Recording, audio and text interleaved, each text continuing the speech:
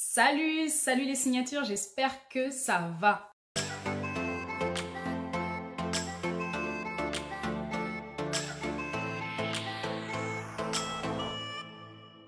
Comment être stylé? Comment on fait clairement, concrètement pour être stylé? Comment on fait pour être stylé et être remarqué et être une fille, une femme dit stylée?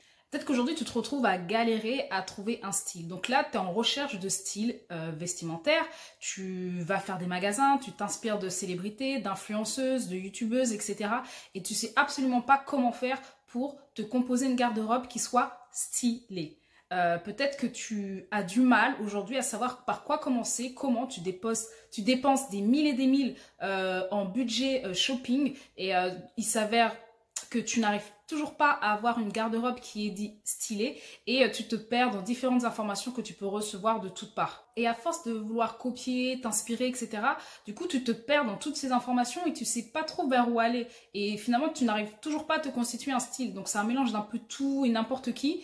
Et du coup, tu te retrouves à avoir une image qui est faussée parce que finalement, c'est pas toi. Et l'image que tu renvoies n'est pas celle que tu es réellement à l'intérieur. Donc moi, je t'invite vraiment à suivre la suite de cette vidéo. Je te propose en 3 parties pour savoir comment être stylé, comment avoir du style. Ça commence par cette première partie qui est l'attitude.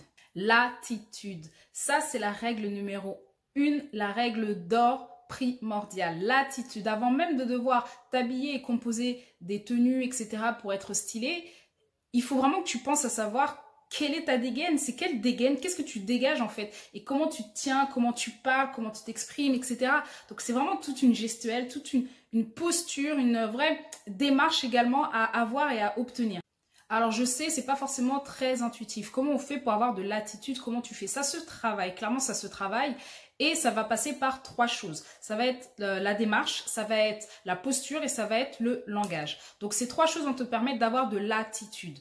Donc la première au niveau de la démarche ça va être de savoir marcher élégamment dans la rue. Tout simplement. Donc, comment tu fais pour marcher, pour te permettre d'avoir de l'attitude? Donc, il y a 2 choses à savoir, c'est que quand tu es à plat et quand tu es en talon, c'est 2 choses complètement différentes. Tu as une démarche qui est vraiment différente, c'est flagrant. Quand tu es à plat, en chaussures plates, du coup, tu auras tendance à avoir tout ton poids du corps sur à peu près l'équilibre de ton pied, c'est-à-dire de l'avant, au milieu et au niveau de ton talon, tu auras un équilibre qui sera plus ou moins entre deux. Ensuite, quand tu es talonné, donc quand tu es sur des chaussures hautes ou en talon, tu auras tendance plutôt à avoir une inclinaison vers le bas, c'est-à-dire que l'inclinaison de ton pied sera de ce fait ainsi et tu auras tout ton poids plus sur l'avant de ton pied, au niveau de tes orteils. Donc là, l'idée, c'est vraiment de te rééquilibrer et te redresser en fait, pour compenser en tout cas cet effet vers l'avant. Donc tu vas te redresser et tenir. Donc ta démarche va déjà être plus ouverte. Donc tu vas avoir un port de tête, tu vas tenir tes épaules et tu vas être droite, ok? Pour justement compenser cet équilibre que tu viens de créer avec tes talons. Donc ça prend la démarche évidemment. Donc si tu ne portes pas de talons, je te dis pas de mettre des talons du jour au lendemain et t'y essayer. Non, donc tu as plusieurs possibilités. Tu peux commencer par un petit talon déjà ou même des compensés donc ou dans lesquels tu es très à l'aise et du coup ça te permet d'avoir une autre démarche en fait que si tu étais littéralement à plat. Ensuite, au niveau de la posture. Donc la posture, c'est tout simplement comment tu te tiens lorsque tu es assise ou même debout en fait en situation où tu dois te tenir. Donc là, on évite les filles, s'il vous plaît, tout ce qui va être voilà, on se recroqueville, épaules rentrées à l'intérieur ou pire le ventre, c'est-à-dire qu'on se relâche et qu'on a tendance à sortir le ventre, ok? Donc c'est pas des postures qui sont très élégantes et qui vont te donner de l'attitude. Donc là, en relation en tout cas avec la démarche, c'est d'avoir un port de tête bien haut en fait. Donc de pas baisser le menton, mais d'avoir un port de tête qui soit joli, qui soit voilà, assez fier, sans pour autant se la raconter. Hein. Ok, petite parenthèse. Donc là, ton port de tête bien haut, tes épaules dégagées avec les épaules légèrement en arrière et tu te tiens bien droite. Et quand tu es assise, bien évidemment, c'est ne pas te recroqueviller. Ok, on va essayer d'aller chercher dans l'ouverture, toujours dans l'ouverture et aller vers l'autre. Pour ce qui est de l'assise également, on évite les jambes ouvertes les filles, ok? C'est absolument pas classe ni glamour du tout. Je sais que tu peux être à l'aise parfois quand tu es en jogging ou autre, en pantalon, et du coup tu es à l'aise, tu t'assois, tu fais pas attention, boum, tu as les jambes écartées, etc. Non, on resserre les jambes quoi qu'il arrive. On resserre les jambes les filles quand on est assise, et le mieux même pour celles qui préfèrent, elles peuvent évidemment croiser les jambes, et pour d'autres, c'est juste incliner légèrement sur le côté, se mettre sur le côté en fait, et passer une jambe par-dessus l'autre. Voilà, donc ça va être très élégant en termes de posture et tout de suite, ça va te donner de l'allure, ça va te permettre d'avoir une certaine attitude, ok?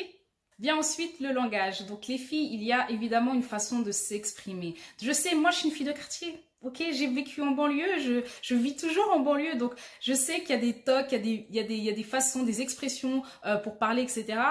Toutefois, je ne te demande pas un langage soutenu, mais voilà, que ce soit dans un milieu personnel ou un milieu professionnel, tu te dois d'avoir un français non pas soutenu. Je ne vais pas exiger de toi que tu aies un français soutenu et que tu emploies un vocabulaire hyper hype, etc. Non, c'est juste à un moment donné de t'exprimer de façon correcte. La base, il n'y a pas besoin d'aller chercher à faire des wesh, machin, à te la raconter, à sortir à parler super fort, etc. À mâcher un chewing-gum, tu vois, dans le délire. Non, vraiment, tranquille. Tu peux effectivement employer certaines expressions, certaines tournures dites familières. Toutefois, ça reste quand même dans une attitude générale. Donc si en plus tu ne sais pas marcher, tu as une démarche qui est bof, tu t'assois de manière avec les jambes écartées et qu'en plus tu parles chewing-gum dans la bouche, bouche ouverte et tu parles de manière hyper familière à toutes tes phrases, non, c'est vraiment pas classe, c'est pas élégant et c'est pas ce qu'on veut, c'est pas ce que tu veux. Ce que tu veux, c'est être une femme de style, encore une fois, c'est être une femme qui se veut être une femme que l'on admire, que l'on respecte. Donc la moindre des choses, c'est de t'exprimer de la sorte. Donc, ce soit par ton langage, par ta posture ou ta démarche. Donc, tout ça, c'est un tout pour te permettre d'avoir de l'attitude. Et je t'assure que ça va vraiment changer la donne. Ça va vraiment changer le regard que les autres ont sur toi par rapport à ton attitude. Et cette attitude, ce premier point, va littéralement te permettre d'avoir du style. Et c'est une chose hyper essentielle à la suite, en tout cas, du développement de ton style personnel, de ton style identitaire. Pourquoi aller chercher à avoir de l'attitude? Tout simplement parce que tu attires ce que tu es.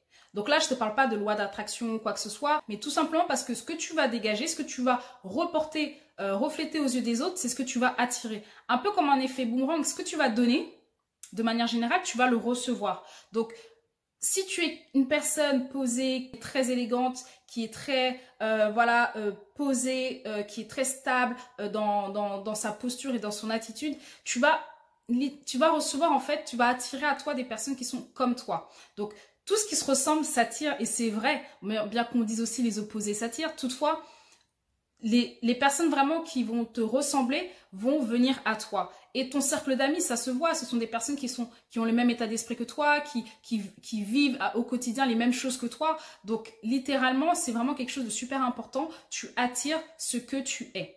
Et même pour ton business, hein, finalement, tu vas attirer des clients à toi, des clients qui te ressemblent, avec lesquels tu as envie de travailler. Donc, si tu es dans un cadre professionnel et que tu as besoin d'avoir de l'attitude parce que tu es au contact des gens, je t'invite vraiment à travailler cette attitude, ta posture, ton langage et ta démarche pour attirer à toi en fait des personnes qui vont te ressembler. Donc l'attitude va énormément jouer sur en tout cas le style de manière générale que tu souhaites avoir, que tu souhaites obtenir tant. Donc on n'oublie pas, petit récap, donc la démarche, on pense bien sûr les filles à se redresser. Donc si on porte des talons, on se redresse avec un port de tête bien droit, bien haut et les épaules légèrement derrière. Ensuite, au niveau de la posture, donc lorsque nous sommes assises, on veille les filles à ne surtout pas écarter les jambes, on veille surtout à les resserrer, à s'incliner légèrement sur le côté et croiser les jambes si besoin, si tu préfères cette position. Et enfin, le langage, on évite de parler la bouche ouverte avec en plus de ça un chewing-gum et d'employer des mots familiers. Donc voilà les filles, j'espère que ce premier point t'aura permis d'avoir au moins de l'attitude, du moins de le travailler, d'avoir des points clés, des éléments essentiels pour travailler ton attitude. Et surtout, je t'invite à suivre la prochaine vidéo, la partie 2, que je te laisserai découvrir très prochainement. Et du coup, je t'invite à t'abonner pour connaître la suite et savoir comment être stylé avec la partie 2 et 3 des vidéos à suivre. N'oublie surtout pas, ose, ose devient grandiose. Allez, ciao!